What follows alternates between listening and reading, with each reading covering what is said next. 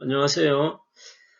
오늘은 윤회, 환생, 부활 이런 주제를 한번 다루어 볼까 합니다.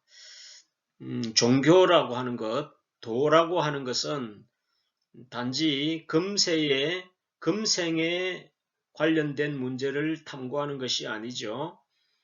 내세의 문제, 사후의 문제, 또 인간 본질에 담겨져 있는 이 영혼의 문제, 이런 부분들을 다루는 것이 바로 도이고 종교인데, 이런 부분들에 있어서 각 종교 단체나 이런 어떤 분파들에 따라서 이런 교리적인 차이가 상당히 많이 있는 것이 오늘날 종교 세계가 가지는 어떤 현실이라고 볼 수 있겠는데,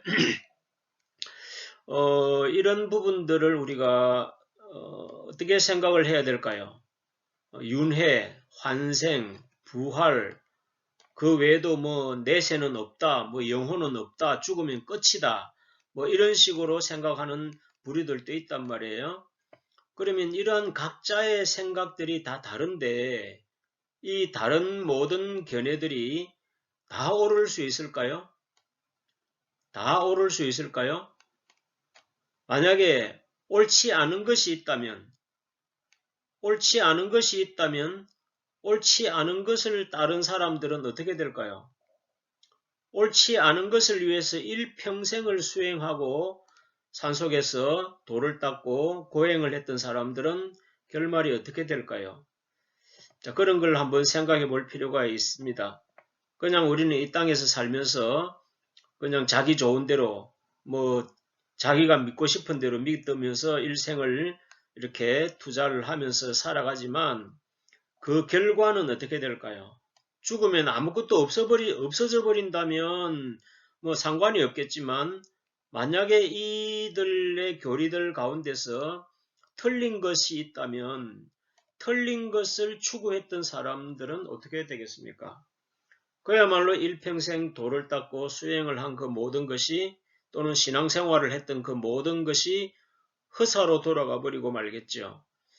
자, 이런 부분들을 우리가 검증할 수 없고 과학적으로 확정할 수가 없다는 이유로 그냥 대충 자기가 믿고 싶은 대로 믿고 마음의 평화를 추구하면서 대충 살아가지만 사실은 조금 따지고 생각을 해보면 이 부분은 굉장히 심각한 문제가 아닐 수가 없습니다.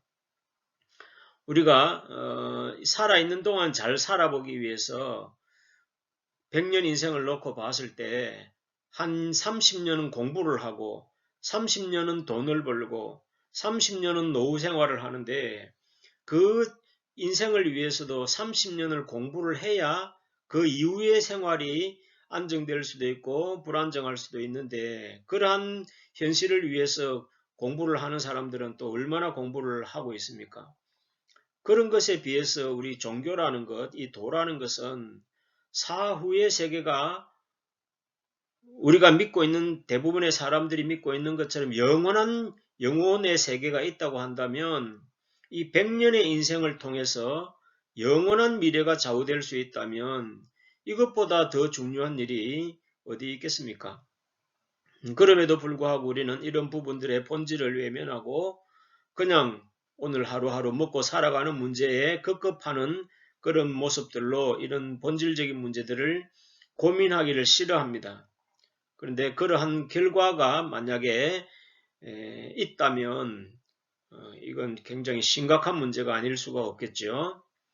그래서 우리가 현실을 잘 살기 위해서 공부를 열심히 하는 것도 중요하지만 우리가 미래를 사후의 세계까지도 있다면 그 세계를 정확하게 알고 정확하게 준비하는 것은 무엇보다도 중요한 일이 아닌가 이렇게 생각을 합니다. 그렇기 때문에 종교나 여기서 도라고 표현했지만 종교라고 본다면 이건 교리가 되겠지요. 그들이 추구하는 진리의 이치가 될 것인데 이 도에 따라서 수행법이 다를 거 아닙니까? 불교의 교리를 따라서는 불교적인 수행법이 있을 것이고 기독교적인 도에 따라서는 기독교적인 수행이 있을 것인데 완전히 수행의 방향이 반대 방향이란 말이죠. 다른 방향이란 말이죠. 그러면 그 수행에 있어서 도가 잘못되어 있다면 수행도 잘못될 수밖에 없는 거겠죠. 그렇기 때문에 수행이나 이런 것들에 앞서서 더 중요한 것은 진리의 이치가 먼저 갖추어져야 된다.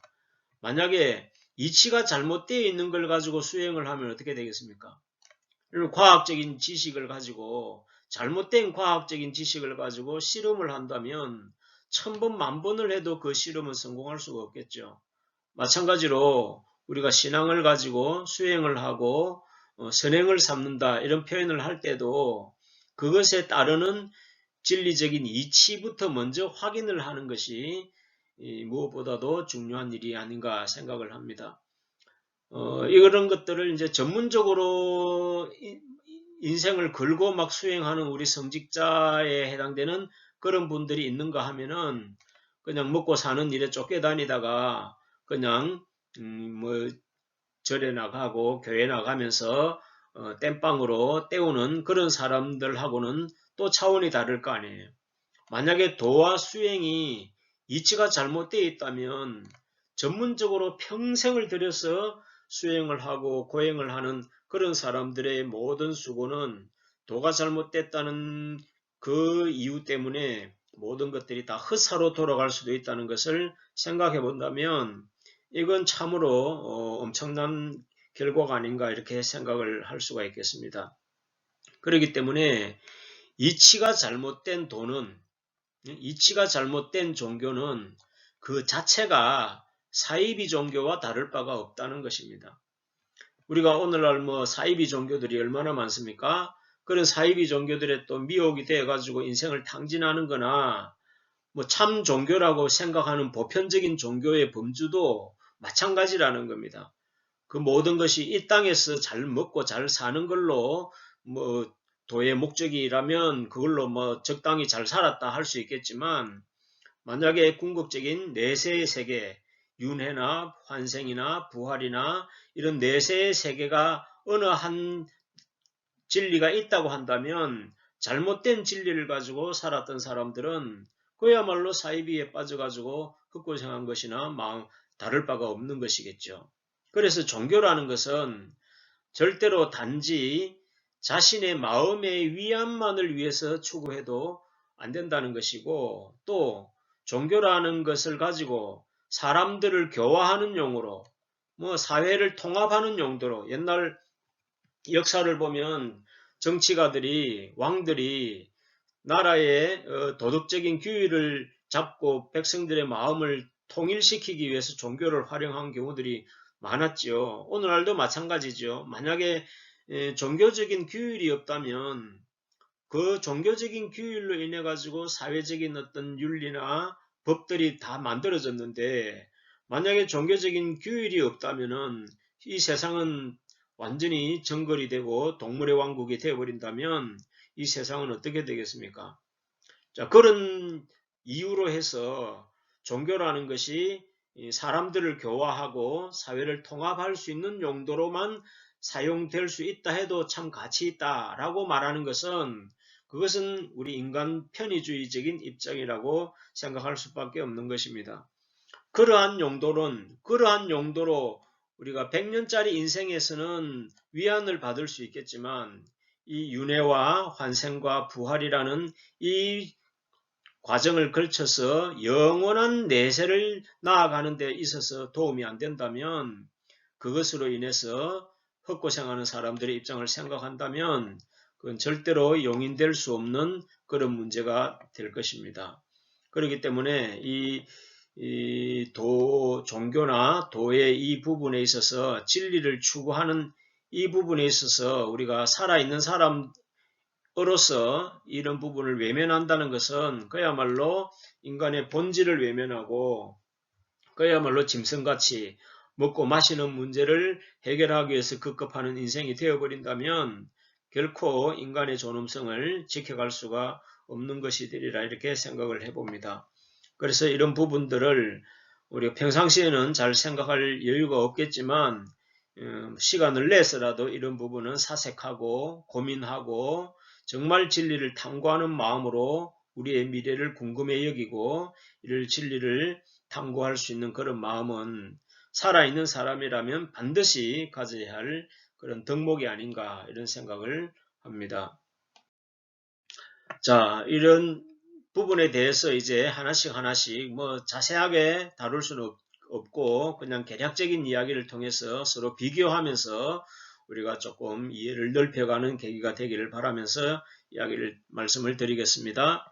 자, 윤회라는 것은 우리가 잘 아는 바 불교와 힌두교의 기본적인 종교적인 교리가 되겠죠. 자, 윤회라는 것은 말 그대로 인간이 죽었어도 육도의 세상, 이 육도라는 말이 핵심이겠죠. 육도의 세상에서 생사를 거듭한다, 생사를 반복한다 하는 것이 이 윤회의 이제 기본적인 의미가 되겠는데, 자, 육도라 그러면은 뭐 절에 불교를 신봉하지 않는 사람들은 조금 생소한 용어가 될 수 있을 텐데 간단하게만 이야기를 해보겠습니다. 육도라 그러면은 6개의 세계가 있다는 이야기입니다. 6개의 세계가 있는데 제일 고통스러운 세계가 지옥도이고, 그 다음에 고통스러운 세계가 아귀도이고, 그 다음에 축생도이고 아수라도이다. 요 네 가지 세계는 아주 고통스러운, 그야말로 인간의 도리를 잘 못하고 벌받은 사람들이 가야 될 그런 윤회의 세계가 될 수 있겠죠. 자, 이제 한자에는 뜻들은 여러분들이 읽어보시고 파악을 해보시면 되겠습니다. 또 더 궁금하신 분들은 인터넷이나 이런 데 얼마든지 자료가 있으니까 찾아보시길 바랍니다. 그 다음에 이제 5번째가 이제 인도, 인간 세상이 살아가는 그런 세상을 인도라 그러고, 천도라 그러면은 그야말로 파라다이스와 같은 낙원 같은 그런 세상을 천도라 그러겠죠. 그러니까 우리가 권장할 수 있는 세계는 이 두 세계가 되겠죠. 그러니까 윤회를 강조할 때는 이 땅에서 살아가는 인생들이 업보에 따라서 이런 결과가 생길 수 있으니까 덕을 쌓고 복을 쌓아서 적어도 인도, 나아가서는 천도에 이르는 그런 삶이 되라는 그런 어떤 권선징악의 기본 이념으로 이제 이런 육도의 가르침이 있는 것이겠죠. 자, 이 이제 윤회의 개념은 그 자체가 영원한 세상은 없다는 겁니다. 자, 예를 들어서 내가 덕을 잘 쌓아서, 업을 잘 쌓아서 다음 생에 내가 천도의 세계에, 낙원의 세계에 들어갔다고 칩시다. 만약에 여기에서 영원히 살아버리면 이건 뭐 얼마나 좋겠습니까? 그런데 여기도 영원하지가 않다는 거예요. 여기서 또 내가 업을 잘못 쌓으면은 다시 1번으로, 2번으로, 아기도로, 축생도로 다시 떨어질 수가 있기 때문에 이게 불안하다는 거죠. 그래서 영원하지가 않기 때문에 불안한 거예요. 그래서 돌고 도는 이 윤회는 그 자체가 괴로움이라는 겁니다. 그러니까 어떻게 생각하겠습니까? 아이고, 천국도 싫다는 거죠. 천도, 낙원도 싫다. 왜? 또 언젠가 아기로, 지옥으로, 축생도로, 아수라장으로 떨어질 수가 있기 때문에 지금 행복한 것도 싫다는 거죠. 그래서 깊이 생각하는 사람들은 이제 아예 윤회를 초월한 해탈을 꿈꾸는 것이 바로 이제 그런 이유에서인 거죠. 그러니까 우리 평범한 사람들이 생각할 때는 천국 가면 좋겠다 이렇게 생각하는데 윤회라는 입장으로 생각하면 천국도 좋은 게 아니라는 거예요. 왜? 그 당시는 좋을 수 있지만 죽고 나면 또 어디로 떨어질지 모르기 때문에 그 자체가 고통이라는 거죠. 그래서 태어나는 것 자체가 욕심의 결과라는 거예요. 그래서 이 윤회를 부르는 이유는 욕심이라는 거예요. 욕심. 미혹이라는 겁니다. 그래서 이 미혹을 어떠한 육체적인 물질적인 것에도 미혹받지 않기 위해서 이제 수행을 해서 모든 것을 초월해서 해탈의 경지로 들어가자고 하는 것이 이 불교 교리의 기본적인 개념인데, 이제 이런 개념들이 너무 어렵다가 보니까 이제 보통 사람들, 우리 말하는 중생들이 다 외면할 수밖에 없는 불교가 되어버리는 거죠. 그래서 이제 모든 사람들에게도 쉽게 들어갈 수 있도록 만들어서 이제 대승불교라는 그런 흐름으로 또 이렇게 나누어져서 우리나라에 들어와 있는 것들은 대승불교의 흐름이 들어와 있는 것이죠. 자, 그런 이제 방식으로 이제 교리가 발전이 되어져 갔는데, 과연 이 육도로 이루어져 있다는 이것이 진리일까요? 그리고 윤회를 한다는 것이 또 우리가 수행을 하면 해탈을 할 수 있다는 것이 진리일까요? 만약에 그것이 참 이치가 아니라면, 참 진리가 아니라면 거기에 교리를 따라서 수행하는 수많은 수행자들의 노고는 무엇이며, 또 거기에 중생들이 업을 쌓는다고, 또 보시를 한다고, 덕행을 쌓는다고 하는 수많은 노고들은 무엇일까요? 어떤 의미가 있을까요? 단지 이 땅에 살아가는 동안에 평화롭게 살고 마음의 평안을 얻는 것으로 만족할 수 있는 것일까요? 자, 만약에 그런 것이 아니라면 이 법도로 인해 가지고 죽도록 충성한 사람은 완전히 죽고 난 이후의 세계에서는 완전히 도루묵이 돼버리고 도로함이 타불이 돼버리는 거죠. 만약에 우리가 시험을 준비하는데 다른 교과서를 가지고 공부를 밤새 1년 내내 재수를 해서 시험을 치러가면 어떻게 되겠습니까?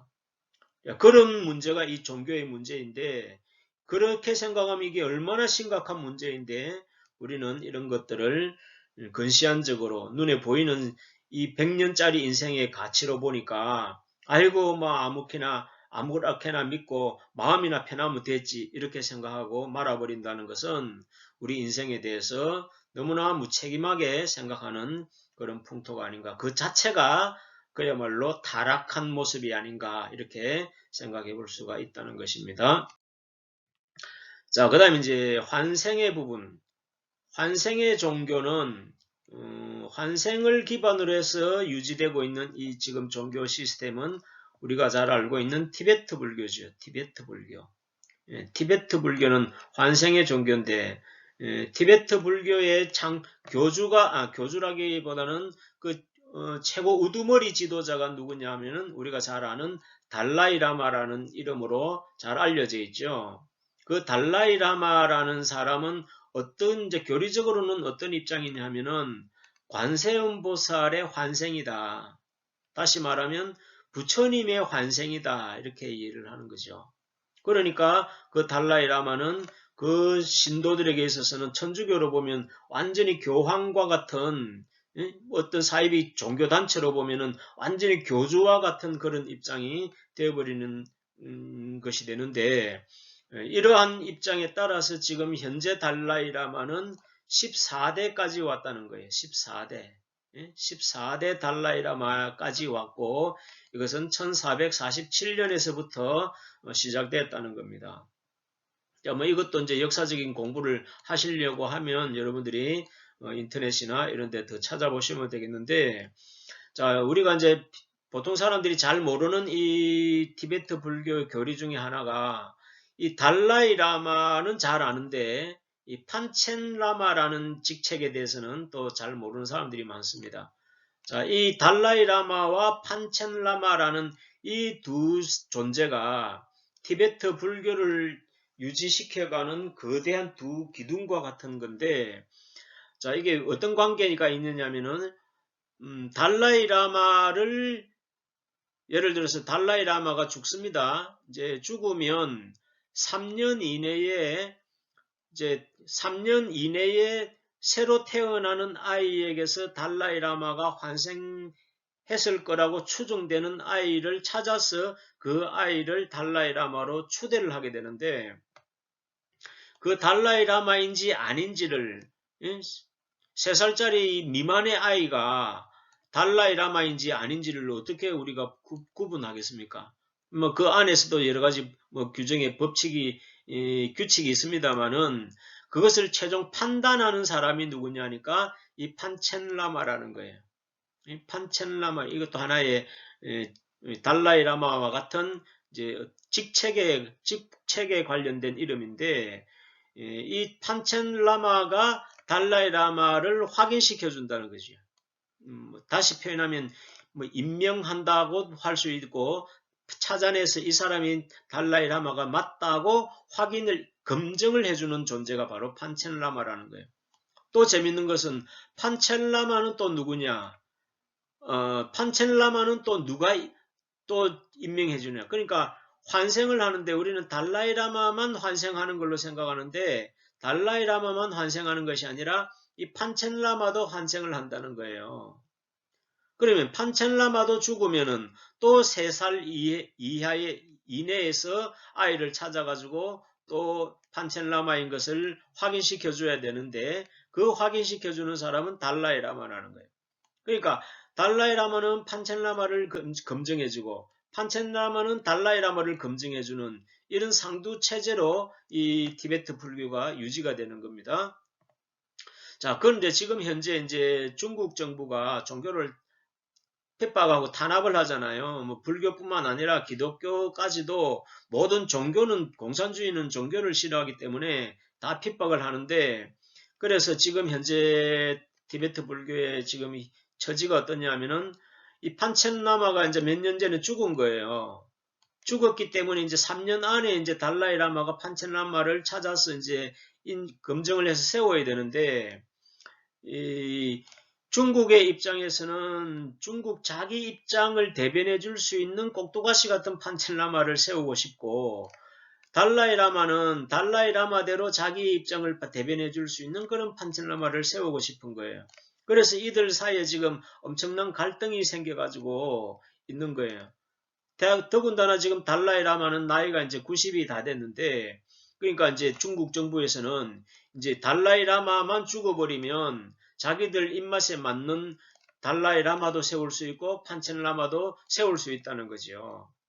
지금은 이제 중국 정부에 반대를 하기 때문에 달라이라마가 티베트에서 이제 탈출을 해가지고 인도에서 망명 정부를 구성해서 지금 유지하고 있는데 그래서 밖에서 이제 티베트 독립운동을 지금 하고 있단 말이에요. 그러니까 중국의 입장에서는 얼마나 눈에 가시 같은 존재겠습니까? 그래서 지금 달라이라마만 죽기를 기다리고 있는 거예요. 그래서 이 달라이라마는 이제 골치 아프니까 나는 이제 다음 생에는 환생을 안 한다고 선포를 해버린 거예요. 환생을 안 한다고 선포를 해버리니까 이 달라이라마를 추종하면서 기다리고 있던 사람들 입장에서 볼 때는 그 교도들의 입장에서 볼 때는 아주 딜레마에 다 빠져버린 거예요. 그래서 달라이라마의 그런 선포를 반대하는 세력들도 생겼고 지금 이제 티베트 불교 안에서 지금 아주 갈등이 이렇게 심하게 돼 있는 그런 입장인 거예요. 자, 이런 현실들이 지금 이런 현실들로 놓여져 있는데, 자, 이러한 현실들이 이 환생의 교리를 접목을 시키면 이게 이제 여러 가지 현실적인 문제에 부딪히게 되는 거죠. 그리고 이제 달라이라마가 1447년부터 시작됐다 그랬는데, 그럼 그 이전의 달라이라마들, 이 관세음 보살의 환생은 그러면 어떤 식으로 전개됐을까? 이제 이런 것들까지도 이제 생각을 해본다면 뭐 생각해 봐야 될 거에 우리 일반 서민들의 입장에서 볼 때는 너무 많은 거죠. 그래서 뭐 그들의 교리 안에서는 지금까지 관세음 보살이 70번 환생을 했다 이렇게 이야기를 하는데 부처는 환생하기 싫어했단 말이에요. 환생이고 윤회고 다 싫어하고 안 돌아오는 해탈레 세계로 들어가 버리려고 부처는 노력을 했는데 뭐 이런 식으로 70번이나 환생을 했다 그러고 지금 현재 14대까지 왔다고 이렇게 표현을 한다면 부처의 의도하고는 다른 입장이 되어 버리는 거죠. 자, 이런 것들이 이 윤회와 환생을 바라보는 우리 객관적인 입장이 되는 겁니다. 과연 이게 참된 진리, 이치가 맞다면 누군가 환생을 또 어딘가로 했을 거고 또 우리는 또 다음 생에 또 짐승으로 태어나든지 이렇게 하겠지만 만약에 그런 게 아니다면 그런 게 없다면 이렇게 믿고 있는 수많은 인생들은 지금 헛물을 켜는 입장이 되어버린 꼴이 되는 거죠. 그래서 진리가 아니면 수많은 수행자와 신도들은 그러면 이제 붕 떠버리게 되는 거다 이 말이죠. 미국에 가면 내 친구가 잘 적응할 수 있도록 미국에 일자리도 만들어주고 사람도 사귀게 해주고 다 준비해주겠다고 이민 오라 그랬는데 가니까 배신 때려버리면 이제 붕 떠버리게 되는 것처럼 이 신앙인들의 입장이 그렇게 되어버린다는 거예요. 그래서 이런 부분에 대한 이론은 확고하게 검증을 하고 우리가 종교를 가지든 돌을 닦든 이렇게 해야 되는데 그냥 우리는 자기 취향대로 그냥 아무거나 선택을 해서 대충 마음 편하게 믿으면 되지 이런 식으로 생각하는 것은 이것은 도의 정신과 맞지 않다는 겁니다. 자, 사후세계나 또 이 영혼의 문제, 영혼의 실체, 또 영혼의 존재 방식, 그리고 미래의 모습 이런 것들에 대한 이 실체에 대한 이해는 모든 종교의 기반이 되는 거다 이거죠. 이 이론이 기반인데 이게 만약에 잘못되어 있으면 그 모든 종교적인 수고들과 체계들과 업적들은 그야말로 도루묵이 되어버리는 그런 현실이 된다는 것을 생각한다면 이 문제는 정말 심각한 문제가 아닐 수가 없다 하는 부분에 대해서 우리가 좀 생각을 해야 된다는 겁니다. 자, 그 다음에 이제 기독교적인 부활에 대해서 한번 살펴보겠습니다. 자, 기독교는 이제 부활의 종교다. 뭐 예수님이 부활하셨다. 이런 이야기는 여러분들 많이 들어보셨겠죠? 나는 부활이요 생명이니 나로 말미암지 않고는 아버지께 올 수도 없고 나를 믿으면 죽어도 살고 살아서 나를 믿는 자는 영원히 죽지 않을 거다 하고 예수님께서 이제 선포를 하셨는데 자, 우리가 이런 부분들에 대해서 서로 각자의 입장이 다 다르니까 그럼 누가 옳으냐 이런 이야기를 할 때 확인할 수가 없으니까 사람들은 그냥 자기 믿고 싶은 거 믿는 거지. 그래서 종교는 다 똑같은 거야. 아무거나 믿어도 돼. 뭐로 가도 산으로만 산 꼭대기로만 가면 돼. 서울로만 가면 돼. 이런 식으로 이제 합리화를 하고 말아버리지만 우리가 뭘 깊이 봐야 되느냐 하면은 이 종교의 경전을 깊이 봐야 된다는 거예요. 왜냐하면은 종교의 경전은 만약에 신이 있다면 그 신이 내려준 길이단 말이죠. 만약에 신이 없는데 경전이 있다면 그건 사이비 경전일 거고 신이 있다면 자기를 이렇게 믿어달라. 이렇게 믿어야 내가 복을 주겠다 하는 지침이 있을 거 아니에요. 그 지침서가 바로 경전이단 말이에요. 기독교에서는 성전이고 성경일 것이고 불교에서는 불경일 텐데 이 경전은 신과 그 신도들의 사이에 계약서입니다. 계약서. 약관이다. 보험으로 치면은 약관이다 이거죠. 이 약관이 만약에 잘못되어 있으면 어떻게 될까요? 예? 그러면 약관이 잘못되어 있으면은 그 약관을 믿고 보험에 들었던 사람들은 사고가 생겨도 보험 보장도 받을 수 없는 꼴이 돼버리겠죠. 그러니까 신이 실체가 없다면 아무거나 뭐 사람 이렇게 지어냈든 저렇게 내든 뭐 8만 대장경이든 80만 대장경이든 아무거나 믿으면 되겠지만 만약에 신이 있다면 그 신이 소개해주는 길도 분명히 있어야 되지요. 그것이 이론적으로는 경전이단 말이에요. 그러니까 경전이 바로 약관이고 계약서이기 때문에 카탈로기, 종교에 대한 카탈로기다 이 말이죠.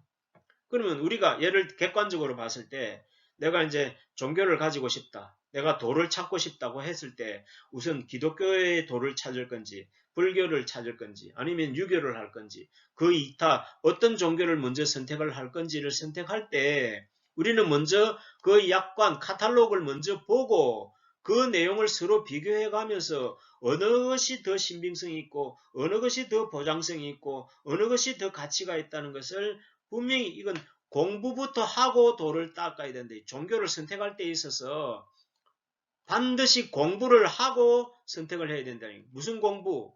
경전에 대한 공부다.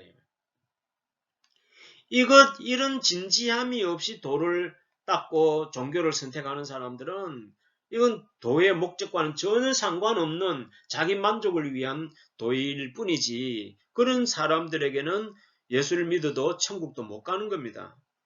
우리가 일반 기독교에서는 예수만 믿으면 천국 간다고 말하는데 그 예수 믿는다는 말 자체를 지금 허황되게 생각을 하고 있는 거란 말이에요.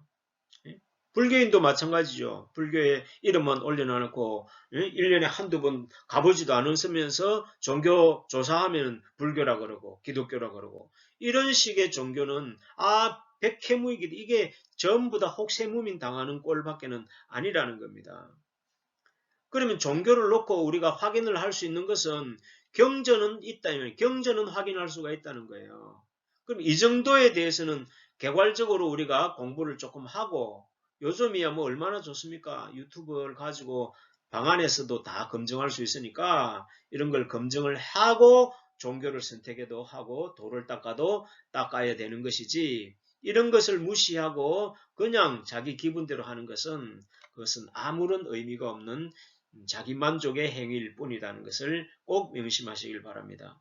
자, 거기에 대해서 이제 성경은 기가 막히게 많은 이야기들을 부활에 대해서 굉장히 많은 교리적인 가르침이 있습니다.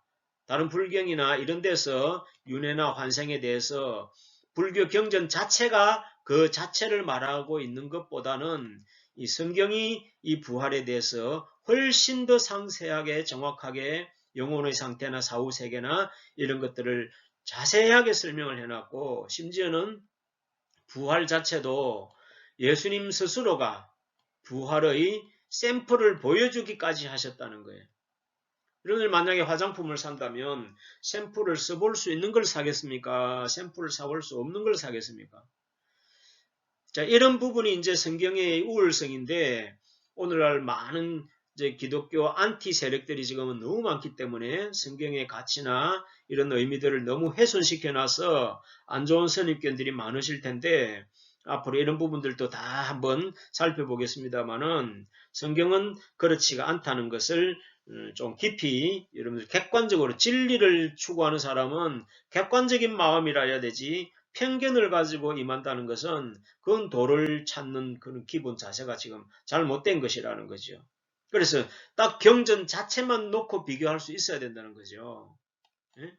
경전 자체만 놓고 딱 그 종교의 본질을 비교할 수 있어야만 우리가 종교를 가질 수 있고 사후세계를 선택하는 것도 이 경전이 소개하는 것에 신빙성을 가지고 우리가 사업 설명회를 하는데 어떤 기술적인 학문적인 지식적인 아무런 대책이 없이 사업 설명회를 쫓아다니면 결국은 패가 망신하는 수밖에 없는 것처럼 그보다 100배 1000배 중요한 것이 이 종교의 문제이고 도의 문제라는 것을 생각해야 될 것입니다. 물론 뭐 현실 생활도 먹고 살기도 팍팍한데 이런 것까지 고민하면서 살아야 되나 하시는 분들이 많겠지만 이것은 결코 회피할 수 있는 문제가 아니라는 것을 알아야 되겠습니다. 자, 이런 경전에서 제시하는 그 방향이 바로 이제 우리가 수행하는 목적이 되어야 되겠죠. 그 불교 같으면은 윤회를 초월하는 해탈을 위한 수행이 되어야 될 것이고 또 저 티베트 불교 같으면은 환생을 하기 위한 수행이 되어야 될 것이고 그러니까 목적이 분명해야 되니 기독교인 같으면 부활을 참여하기 위한 내가 부활을 하기 위한 수행이 되어야 되고 신앙생활이 되어야 된다는 거죠. 그 목적에 따라서 수행의 방향이 결정이 되는 거죠. 그 목적에 따라서 수행의 방향이 윤회를 위한 수행과 환생을 위한 수행과 부활을 위한 수행은 분명히 다를 거란 말이에요. 그 방향성이 없이 그럼 나는 막 죽으면 아무것도 없다고 믿을란다 하면 또 그에 맞는 또 수행법을 찾겠죠. 그래서 이 도를 먼저 찾는 것, 진리의 이치를 먼저 찾는 것이 수행에 있어서 먼저 선행돼야 될 노력이다. 그리고 다시 강조드리지만 이 공부하는 자세, 학문하는 자세가 돼 있어야 도를 찾을 수 있고 종교 생활을 할 수 있다는 것을 강력하게 여러분들에게 주장을 하고 싶습니다. 자, 이제 성경에서는 이제 그 부활에 대해서 가르치는 구절들이 너무 많거든요. 너무 많은데 뭐 다 소개는 못하고 뭐 한 두 구절만 이렇게 소개를 해보면 자 고린도후서는 이렇게 표현해 놨습니다. 만일 땅에 있는 우리의 장막집이 여기 우리의 땅에 있는 우리의 장막집은 우리의 육체를 두고 말하는 거예요. 육체가 영혼의 집이거든요. 그러니까 육체가 무너지면 죽는다는 말이죠. 죽으면 손으로 지은 것이 아니요 하늘에 있는 영원한 집이 따로 있다는, 신령한 육체가 또 따로 있다는 겁니다. 그 육체를 입는 것을 부활이라고 하는 거예요. 그것도 성경적인 법도를 따라야만 그 집을 입을 수 있는 거지, 그 법도를 따르지 않고 자기 멋대로 살아간다면 이 영원한 집을 입을 수가 없다는 거예요. 그래서 우리에게 있는 줄 아나 과연 우리가 여기에서 단식한다. 이 땅에서 사는 것은 고행이다. 고해의 바다 속에서 살아가는 단식의 세월인데 오직 바라는 것은 하늘로부터 오는 우리의 처소로 덧입는 것을 간절히 사모한다는 겁니다. 이 장막에 있는 우리 육체에 있는 우리가 짐진 것 같이 서로 탄식하는 것은 이 죽음으로부터 육체에서 벗어나고자 함이 아니요 오직 하늘의 신령한 집으로 덧입고자 합니다. 이게 이제 부활을 이야기하는 거거든요. 그래서 그렇게 되면 어떻게 되느냐? 죽을 것이 생명에게 삼킨 바 된다. 이제는 생명이 이긴, 지금까지는 죽음이 생명을 이겨서 우리가 죽게 되었는데 이 부활체를 입게 되면은 생명이 죽음을 이겨버리게 된다는 겁니다. 그럼 죽음이 없어지는 영원한 세상을 누리게 되는 것이겠죠. 자, 이런 것이 이제 부활의 기본 정신이라는 겁니다. 그 다음에 이제 계시록을 보시면은 내가 보자들을 보니 거기 앉은 자들이 있어 심판하는 권세를 받았더라. 또 내가 보니 예수의 증거와 하나님의 말씀을 인하여 목배임을 받은 자의 영혼들, 이렇게 말해요. 그러니까 하나님의 법도를 위해서 아까 수행을 한다 그랬죠. 그럼 부활을 위해서 수행을 해야 되는데 그 수행의 목적이 예수님과 하나님의 가르침을 위해서 진짜 목배임을 순교할 정도로 헌신을 했던 사람들에게 이제 부활의 영광을 준다는 거예요. 그리고 짐승과 그의 우상에게 경배하지도 아니하고 이마와 그의 손에 표받지도 않은 사람들, 이것은 이제 이 도를 수행해 가다가 보면 얼마나 유혹이 많겠습니까? 얼마나 우리에게 유혹도 많고 장애물도 많고 핍박과 박해도 많을 텐데 그 모든 것들이 있더라도 거기에 현혹되지 않고 타협하지 않고 오직 진리의 도를 지키며 살아갔던 그런 사람들에게 어떤 복을 주느냐니까 천년 동안 왕노릇 한다, 이렇게. 천년 동안 왕노릇 하는데 그 나머지 죽은 자들은 천년 동안 살지 못한다, 그러죠. 이 천년 동안 왕노릇 하는 사람들을 두고 어떤 사람이라 하느냐니까 첫째 부활에 들어간 사람이다, 이렇게 말해요. 이 첫째 부활에는 첫째 부활. 그러니까 첫째 부활을 했으면 영원히 살아야 되는데 왜 천년이라 그랬냐. 우리가 아담 이후에 노아 때까지 사람들은 2000년간 900년 이상을 다 살았다 그랬죠. 그래서 900년 이상 살았던 이 모습도 또한 1000년 동안 살 수 있다는 것의 샘플이다 이거죠. 그러니까 성경만큼 이 모든 도에 대한 가르침에 대한 확실한 가르침은 사실은 다른 어떤 경전도 흉내를 낼 수가 없는 거예요. 괜히 이제 뭐 싫다면 어쩔 수가 없는 거지만 경전 자체로 놓고 비교해 봤을 때 저도 뭐 불경이든지 천부경이든지 뭐 사서삼경이든지 다 살펴보았지만 이 성경만큼 내세에 대해서 정확하고도 상세하고도 디테일하게 기록하고 있는 책들이 경전이 없더라는 겁니다. 그런 부분들이 너무나 확연하게 비교가 됐기 때문에 이 구절들 외에도 너무나 많은 구절이 있지요. 그런 구절들은 뭐 앞으로 또 시간이 되면 알려드리겠습니다만은 그것도 바로 영생으로 들어가지 않고 900년 이상 살아가는 그 모습의 샘플을 통해서 우선은 1000년을 살 수 있는 걸 먼저 보여주는 겁니다. 여기도 또 말할 수 없는 여러 가지 또 원인과 절차가 있습니다만은 그런 것은 지금 다 생략을 하겠습니다. 자, 이런 사람들을 뭐라고 했냐니까 첫째 부활에 들어간 사람이다, 이렇게 가르치고 있단 말이에요. 그것도 이제 왕노릇한다.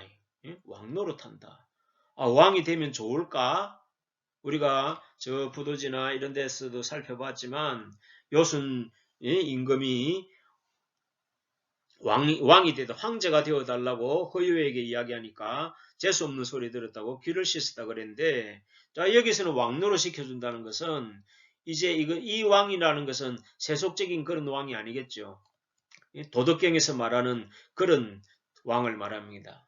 예? 무의자연의 그런 기본 정신을 완전히 터득한 그런 존재들이 왕이 되어야 플라톤이 말하는 그런 철인 정치 같은 그런 완벽한 정치를 할 수가 있기 때문에 그런 왕들을 하나님이 이런 사람들에게 왕으로 세워서 세상을 통치하게 된다면 올바른 정신을 위해서 목배임을 받고 순교를 각오하고 살았던 사람들인데 왕이 되면은 또 그런 정신으로 나라를 위해서 백성을 위해서 하나님의 뜻을 위해서 살지 않을까요?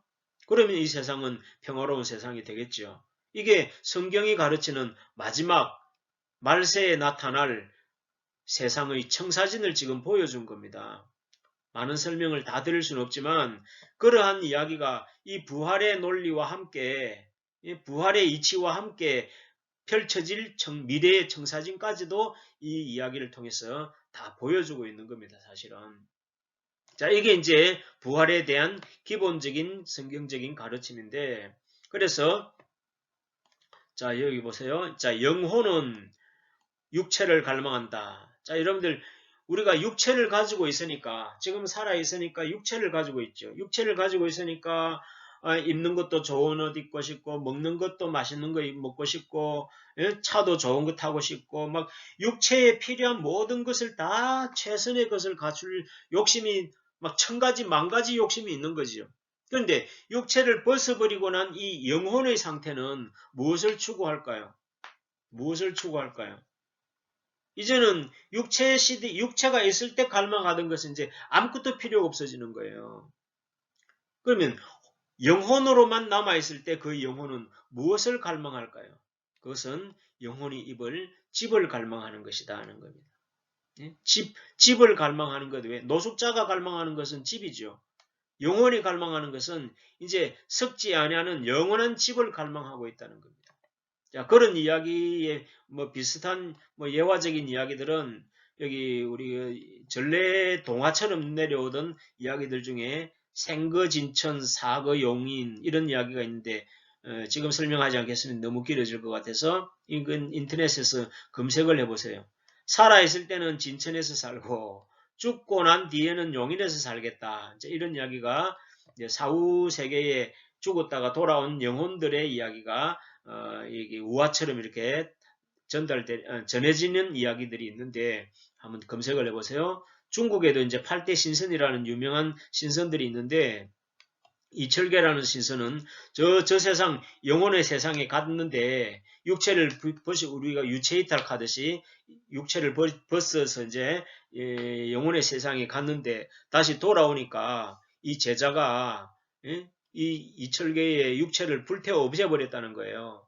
그래서 난감해가지고 있는데 옆에 금방 죽은 거지가 있어가지고 그 거지의 육체에 들어가서 살았다는 겁니다. 그래서 그 거지처럼 쩔뚝거리고 쇠지팡이를 짚고 다녔다 해서 이철계라고 이름을 지었다고 하는데 자, 이 영과 육의 이 부분에 대해서 우리가 정말 생각해야 될 게 많은데 자, 이런 이야기들은 다음 기회에 또 하도록 하고 하여튼 이 부활의 부분에 대해서는 우리가 정말 깊이 생각하고 미래를 준비하지 않으면 노후 대책을 가지고 뭐 오늘날 장수시대라고 노후 대책 가지고 고민하지만 실제로는 이 사후 대책을 해야 되는 게 우리 인생의 본질이라는 것을 깊이 생각을 해야 되겠습니다. 그래서 성경이 말하는 부활은 그야말로 불교나 다른 데서 말하는 그 환생의 교리와 이렇게 맥이 통하는 건데 이런 부분들은 좀 더 디테일하게 공부해서 우리가 반드시 이론적으로 조율을 먼저 해야 된다는 것을 다시 한번 말씀을 드리겠습니다. 자, 이건 뭐 시간이 많이 갈 것 같은데 자, 영혼이 어떻게 생기는가? 예? 오늘날은 과학이 발달돼 가지고요.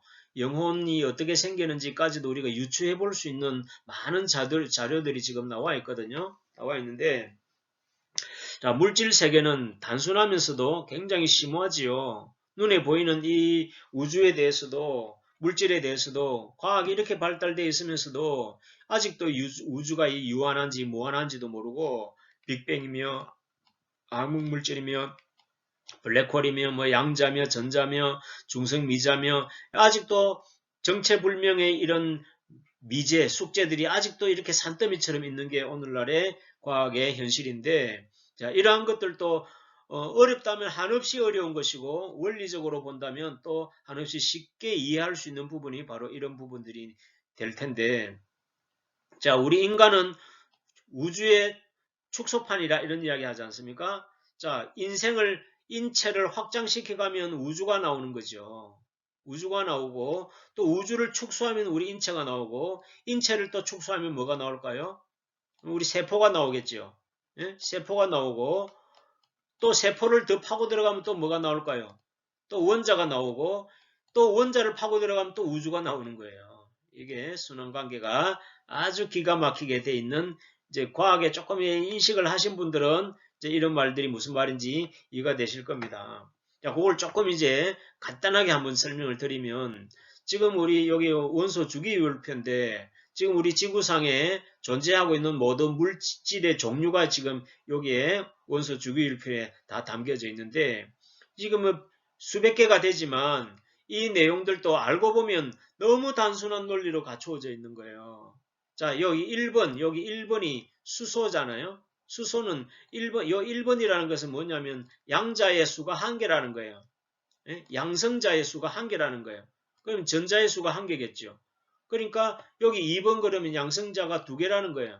3번, 4번, 5번, 6번, 7번 요게 양성자의 숫자입니다. 그러니까 우리가 빅뱅 할 때 제일 먼저 나왔던 물질이 수소라는 거예요. 그리고 이 수소를 2개로 뭉친 게 예? 수소를 2개 뭉치니까 수소 2개가 아니라 H2가 아니라 수소 2개를 뭉치니까 헬륨이 되어버리더라는 거예요. 여기는 뜨거운 열이 있어야 이제 2개가 붙죠. 이게 이제 핵융합 발전의 원리고 수소폭탄의 원리인데 수소를 뜨거운 열로 2개를 붙이니까 헬륨이 되어버리고 3개를 붙이고 4개를 붙이고 5개를 붙이니까 질소가 아니 6개를 붙이니까 탄소가 되고 제가 갑자기 생각이 안 나는데 7개를 붙이니까 질소가 되고 8개를 붙이니까 산소가 되는 거예요. 그러니까 알고 보면 이 모든 물질의 근본 재료는 뭔가 이 수소라 이 수소. 수소는 모든 물질을 창조하게 되는 근본 재료다는 겁니다. 알고 보면 다 수소 덩어리인 거예요. 수소 덩어리. 이 숫자만큼 수소 덩어리가 많이 붙어 있다는 거예요. 숫자만큼. 단순하지요? 그러면 여기 이제 수소에서 더 쪼개 들어가면 어떻게 될까요? 수소에서 더 쪼개 들어가면 이제 아주 작은 우리가 뭐 커커라고 말할 수 있는 그런 단계에 들어가게 되겠는데 커커라는 이런 단계가 우리가 말하는 이 전자라는 게 이제 커커 단계의 이렇게 원소인데 또 더 들어가고 더 들어가면은 저 근원으로 들어가면 이제 뭔가 끈으로 되어 있을 거다 하고 추측으로만 남아있는 교리적으로 이론적으로만 있는 이 끈 이론이 남아있는 거죠. 그러니 자 보세요. 우리 몸에도 산소도 있고 탄소도 있고 질소도 다 있단 말이에요. 알고 보면 다 수소로 만들어진 거예요. 우리 인체도 다 수소로 만들어져 있는 것이고 이 우주도 수소로 다 만들어져 있는 것이고 나아가서는 크크로 만들어져 있고 있다면 진정한 근원이 있다면 이 끈으로 만들어진 것이겠죠. 그럼 여기서 물질도 나오고 여기서도 생명체도 나오는 거다 이 말이죠. 자, 이게 물질의 생성의 원리입니다. 알고 보면 너무 단순한 거예요. 너무 단순한 거예요. 인체의 생성 원리도 이렇게 만들어진 겁니다. 우리 세포 하나에 10의 100쪽에 100쪽의 원자가 들어있다. 100쪽에 우리 세포 한 개에 100쪽의 원자가 들어있다는 것은 도대체 원자의 크기를 우리가 어떻게 이해를 해야 될까 생각해야 될 진짜 심오한 이야기가 여기 담겨져 있는데 그러나 그것도 따지고 보면은 이렇게 쿼크나 끈으로란 이 같은 동일한 재료를 가지고 만들어졌다는 것을 우리가 알 수 있다는 겁니다. 영혼도 우주 안에 있는 물질이에요. 물질인데 이 영혼도 이러한 흐름 속에서 우리가 이해를 할 수 있다는 겁니다. 오늘날 과학이 양자역학의 발달이 이런 것들을 이해하고 설명할 수 있는 이 경지에까지 지금 와 있다는 겁니다. 자, 그런 부분을 조금만 더 설명을 드리겠습니다. 자, 양자역학과 영혼의 관계. 잘 생각을 해봅시다.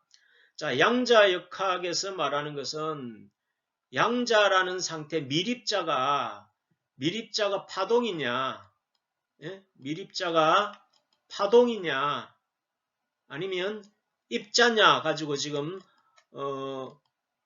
두 개 다지요. 동시에 파동이기도 하고 입자이기도 한 게 이 양자가 가지는 아주 특이점이죠. 그래서 뭐 양자 얽힘이니 이런 말들을 하고 오늘날은 이제 양자 컴퓨터까지 만들어지는 경지에까지 지금 와가 있으니까 이 양자역학의 발달이 얼마나 엄청나게 지금 되어 있습니까? 그런데 이 양자의 특징이라는 것은 파동이면서도 입자 같은 구슬 알갱이 같이도 움직이면서 물결 파동 치듯이도 움직이는 게 이 양자의 특징이라는 게 이 귀신이 진짜 고칼 노릇인 거죠. 그런데 이것에 우리가 주목하지만 이것보다 더 중요한 주목해야 될 사안이 뭐냐면 이 양자라는 입자가 이 파동으로 움직이게 하는 것과 입자로 움직이게 하는 것에 이 원인이 있다는 겁니다. 자, 우리가 이제 양자역학에 대한 여러분들 영상을 보신 분들은 아시겠지만 양자를 하나씩 쏘니까 이렇게 입자처럼 가서 벽에 빛이 나지요. 그런데 슬릿을 틈을 두 개를 만들어서 쏘니까 이게 파동처럼 움직여 가지고 이렇게 간섭 현상이 일어난 것을 여러분이 보실 겁니다. 그게 이제 파동으로 움직였다는 것이고 줄로 이루어졌다는 것은 입자로 이루어졌다는 것인데 그 차이를 만드는 것이 뭐냐니까 이걸 관찰하는 관찰자라는 것이죠. 예? 관찰자의 입장에 따라서 관찰자가 있느냐 없느냐에 따라서 예? 이 입자가 파동으로 움직이느냐 입자로 움직이느냐에 가름이 있더라는 겁니다. 자, 그 말은 뭐냐면 이 양자, 이 물질이라는 원자라는 아주 미세한 그 물질의 씨앗이 되는 그 원자 속에 뭐가 있다고 이해를 해야 되느냐면 이게 우리 사람처럼 의식이 있다, 생각이 있다는 것에 주목을 해야 되는 겁니다. 자, 그래서 관찰자 효과, 양자역학에 들어가면 그런 이야기가 항상 나오는 겁니다. 이건 의식이 있다는 거예요. 자, 우리가 다른 데서 뭘 보면 알 수 있냐면은 여러분 물은 알고 있다. 물은 답을 알고 있다는 책을 쓴 그 일본의 학자의 그 자료들을 보면 물을 컵에다가 담아놓고 사랑이라는 단어를 쓰고 미움이라는 단어를 써붙이면 그 입자가 그걸 알아보고 사랑을 붙여놓은 글씨의 입자는 아주 예쁘게 나오고 여기는 미움이라는 글자를 붙인 데는 험악하게 나온다는 거죠. 그럼 그걸 알아본다는 거예요. 물인데 이게 입자고 원자인데 이게 글씨를 담고 있는 내용을 알아본다는 거예요. 근데 더 재밌는 것은 한글로서나 일본어로서나 중국어로서나 독일어로서나 영어로서나 그걸 똑같이 알아본다는 거죠. 자, 이런 이야기를 들으면 정말 우리 인간의 본래의 입자의 모습 그대로를 우리가 회복을 한다면 아니면 창조 원형의 때에 그런 원형의 입자를 그대로 간직하고 있는 입장이라면 안 배워도 안다는 말이 이런 말인 거죠. 여러분들 물이라는 그 입자가 러버라는 단어를 배웠으며 사랑해라는 단어를 배웠겠냐. 독일어 중국말을 배웠겠냐. 안 배워도 그 입자가 전하는 파동을 통해서 에너지의 길을 통해서 그걸 다 인식한다는 겁니다. 이 의식이 있다는 거다는 거죠.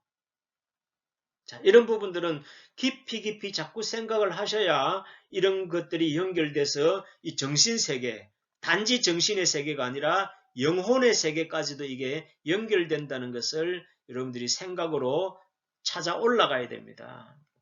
깨달음을 얻어야 된다 이 말입니다. 자, 이제 설명을 해볼까요? 자, 우리가 이제 사람이 되려고 하면 정자와 난자가 만나지요. 자, 정자와 난자가 만나면 우리가 세포 하나에 100조 개의 원자가 있다 그랬죠. 그럼 정자 하나에 난자 하나에 100조 개의 세포들이 들어있는 거죠. 그러면 만났으면 200조의 원자가 만난 거죠. 그것이 만나졌는데 그것으로 인해서 육체의 생명이 시작되는 겁니다. 예? 육체의 생명이 시작되는데 그러면 200조 개의 원자가 만났습니다. 그리고 그 입자 하나하나에 따르는 의식들이 있었습니다. 아까 의식이 있다 그랬죠? 그 의식의 200조 개의 의식 덩어리들이 만나서 영혼의 생명의 대장정이 동시에 같이 시작된다. 이 말이에요. 생명의 경위를 여러분 이런 데서 좀 느끼시길 바랍니다. 이것은 설명으로 이해를 하고 하는 문제가 아니라 이건 느낌으로 받아들이시고 느낌으로 깨달아지셔야 됩니다. 이런 것이 도의 세계입니다. 과학으로만 설명할 수 없는 그런 것들이 또 나중에 때가 되면 이것도 과학이 설명할 날이 또 오겠죠. 자, 정자와 난자의 만남은 거대한 원자 덩어리들의 만남이고 그것은 한쪽으로는 육체의 생명을 시작하고 한쪽에는 영혼의 생명이 시작되는 겁니다. 그래서 각자 인간의 세계는 각자의 영혼이 있다 이거죠. 여기에 남의 영혼이 개입할 수가 없습니다. 다른 영혼이 다 큰 어른의 영혼이 이 영혼의 출발점에 같이 동참할 수가 없습니다. 같이 시작할 수가 없습니다.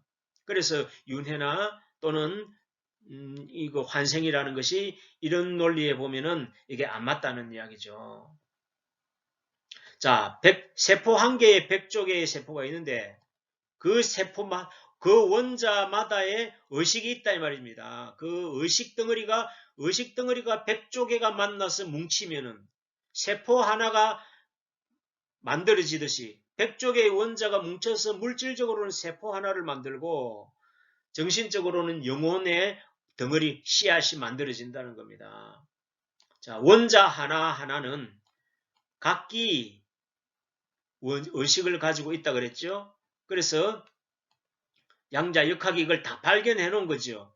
그래서 물질은 물질을 낳고 세포라는 물질은 물질을 낳고 그 속에 있는 원자가 가지는 의식은 의식대로 미세한 에너지체로 뭉쳐서 빅뱅 이전의 상태가 에너지 상태죠. 빅뱅으로부터 벌써 이제 수소가스가 생성된 겁니다. 그 수소가스들이 또 뭉쳐서 헬륨이 되고 산소가 되고 수소가 돼서 그 질소가 되어서 물질이 만들어지듯이 우리의 의식, 이 세포 속에는 의식 덩어리가 에너지체로 뭉쳐서 우리의 영혼의 덩어리가 씨앗이 창조되게 된다는 것입니다. 자, 사람과 똑같은 의식의 덩어리가 무한복제가 된 것. 세포가 무한복제가 되면서 그 세포 속에 있는 원자들의 의식들도 무한복제가 되는 것이죠. 예? 무한복제가 된다. 여러분들 오늘 뭐 비트코인 하는데 블록체인이 뭐 대단한 거다 이런 이야기를 하시는데 이미 이 세포들 속에는 이 블록체인을 능가하는 거대한 무한 복제 시스템이 우리의 세포 속에 우리의 원자들 속에 다 그런 유전자를 이미 다 품고 창조가 된 것이 바로 이 물질이고 이 생명체라는 것입니다. 그래서 정자와 난자의 이 만남은 거대한 씨앗인 거예요. 씨앗이어서 한쪽으로는 육체가 자라고 한쪽으로는 영혼도 함께 자라게 만드는 것이 바로 이 정자와 난자의 만남의 기적이고 창조력이라는 것을 생각을 하시길 바랍니다. 자, 경이로운 창조물이고 경이로운 그야말로 과학의 발견이고 업적이라고 아니할 수가 없는 것이 바로 이런 세계까지입니다.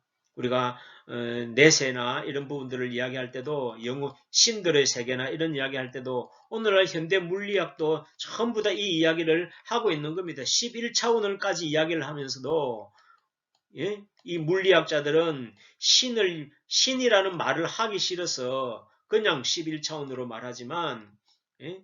우리가 신앙을 가진 사람으로 본다면 도를 하는 사람으로 본다면 그들이 바로 그 11차원, 4차원, 5차원 인터스텔라 이런 영화에서도 말하듯이 그 세계가 말하는 것이 전부 다 4차원의 신들의 세계를 보여주고 있는 것이고 그것을 오늘날은 양자 물리학은 그것을 입증하고 있다는 사실에 반드시 주목을 하셔야 됩니다. 우리가 진리를 하는 사람이 객관적이라고 편견이 없어야 되지 내가 신이 싫다고 해서, 종교에 내가 상처를 입었다고 해서, 종교에 대해서 내가 속았다고 해서, 이 진리를 대하는 데 있어서 그런 피해망상을 가지고 진리를 대한다면 결코 진리를 발견할 수가 없을 것입니다.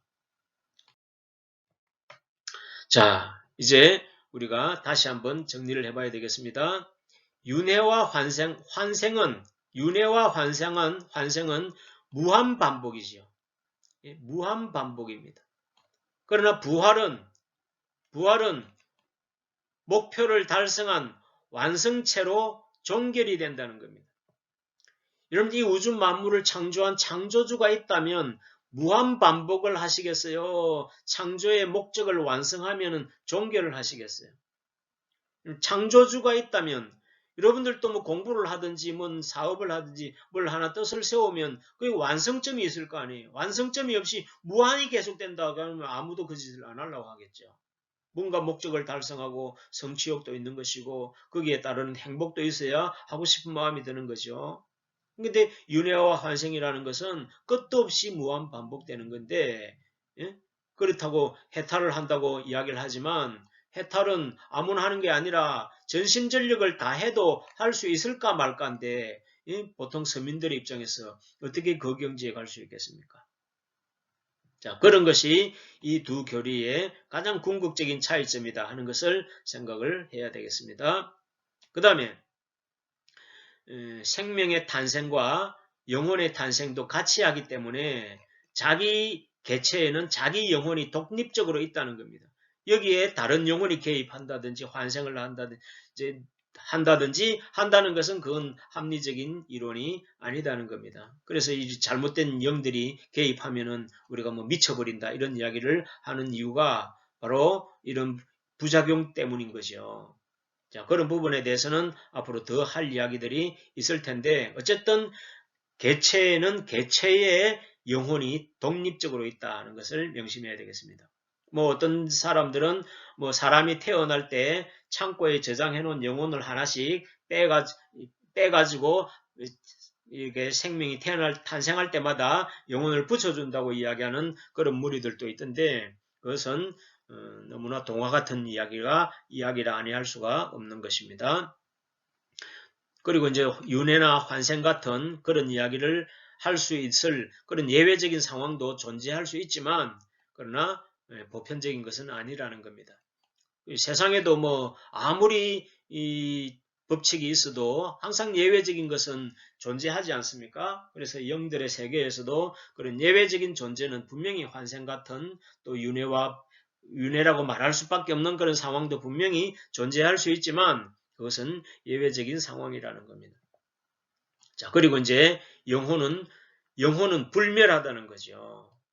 영혼은 아까도 말한 것처럼 너무 원초적인 순수한 에너지체에 결합된 물체이기 때문에 그 자체가 너무나 고귀한 작품인 거예요. 물건으로 치면 제품이고 하나님 쪽으로 보면 이게 위대한 작품인 거예요. 그렇기 때문에 그 영혼은 불멸하다는 거예요. 이런 비닐봉지를 땅에 묻어놓으면 그게 없어집니까? 땅 속에 있죠. 땅 속에 있지만 사라지지 않고 있는 거예요.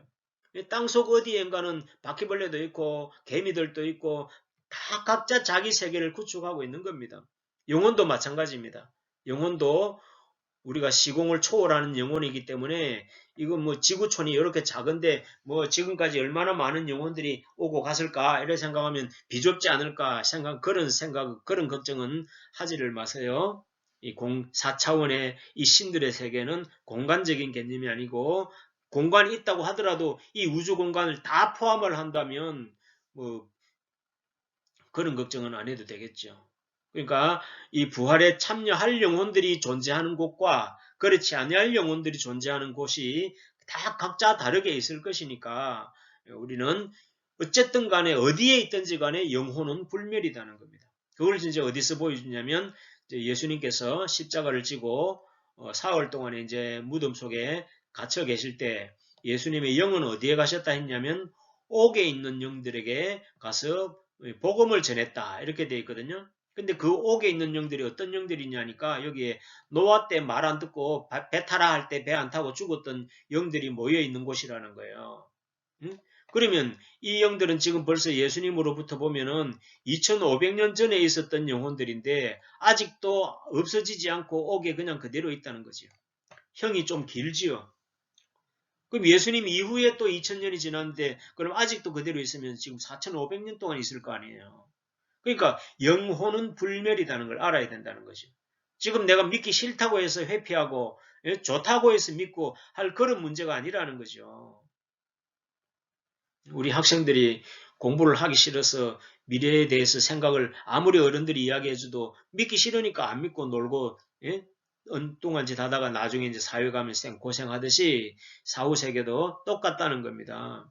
그러니까 사후세계에 대해서 이렇게 성경만큼 자세하게 분명하게 이야기하고 있는 경전이 없다는 부분에 대해서 여러분들이 분명히 인정을 해 주시기를 바랍니다. 그래야만 객관적으로 진리를 탐구할 수가 있다는 것을 이해하시기를 꼭 부탁을 드리겠습니다. 그래서 노아 때 죽었던 그 영들에게도 예수님은 가셔서 복음을 전파하셨다. 이렇게 표현하고 있는 거예요. 그래서 사후 세계에도 우리가 죽으면 지옥 가냐? 그럼 지옥 가서는 다시 돌아올 수 없냐? 할 때 다시 복음을 전파하는 이 이야기를 생각해 보면 얼마든지 또 기회는 있다는 것을 생각할 수 있는데 그런 설명은 지금 생략하겠습니다.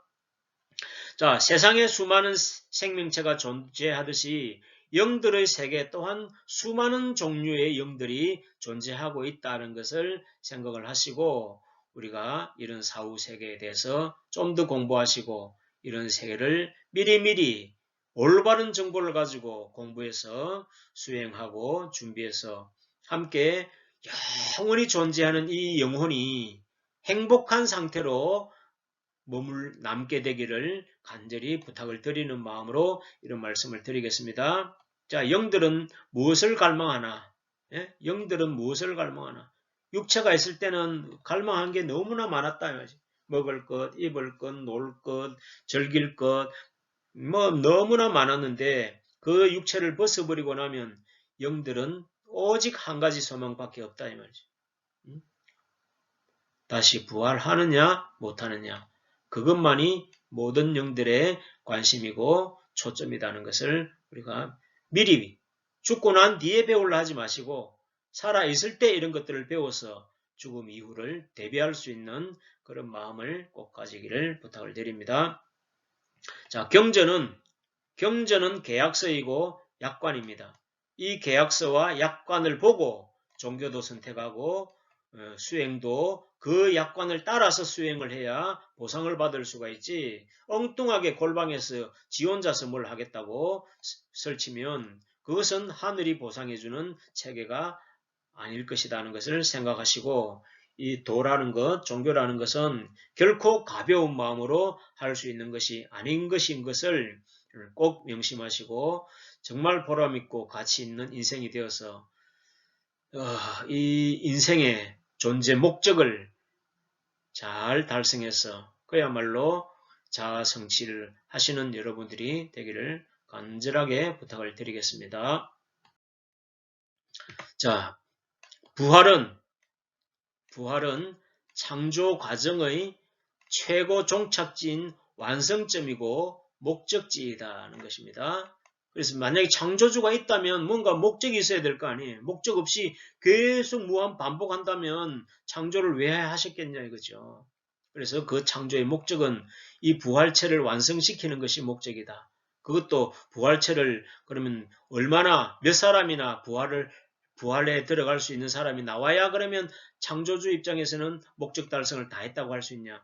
이것도 부활도 무한정 많은 숫자를 하려고 하는 건지 아니면 하나님의 계획 속에 뭔 기본적인 정해진 숫자가 있는 건지 이런 것들이 이제 성경에서 14만 4천이니 뭐 이런 이야기들이 나오는 건데 어쨌든 그 완성해야 될 뜻이 있다는 겁니다. 주기도문에도 나라의 임하옵시며 뜻이 하늘에서 이룬 것처럼 땅에서도 이루어지는 그 목적지가 있다는 것을 꼭 이해하시면 좋겠습니다.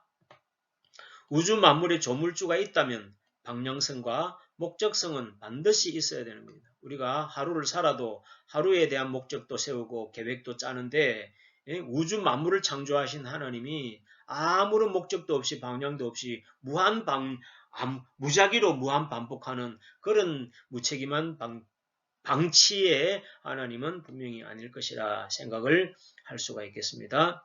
그 다음에 모든 인간의 불평, 불만 얼마나 많습니까? 신에 대한 겁니다. 신은 죽었네, 신은 조작된 거네, 온갖 나약한 인간들이 지어낸 거네 말을 하지만 이 완성점이 나올 때까지 하나님이 침묵하신 겁니다. 내가 이걸 목적으로 해서 왔다 하고 완성체가 나올 때는 그걸 드러내시면서 내가 이걸 위해서 이때까지 너희들 그 말 같지도 않는 그 불평불만 쓰레기 같은 소리들을 내가 참으면서 온갖 세상에 악행을 행하는 독재자들, 학살자들, 그런 전쟁을 일으키는 자들의 그 추태를 내가 보면서도 지금까지 참아왔다 하면서 이 완성점을 내놓을 때 모든 사람들의 불평불만이 잠재워질 것입니다. 그리고 창조의 신이라면 그럴 능력이 또 있어야 되겠죠? 그럴 능력이 없다면 신도 아닌 것입니다. 창조는 해놔놓고 자기가 뒷감당을 못하면 그건 신이 아닌 거죠. 그래서 그러한 모든 것들을 이제는 완성시킬 때가 왔다. 그러한 창조의 주를 하나님을 여러분들이 마음에 인정하시고 겸허히 신 앞에 겸손하게 낮아질 수 있는 여러분들이 되었으면 좋겠습니다. 이런 것을 찾는 것이 진정한 구도의 길이고 구도의 종착지다.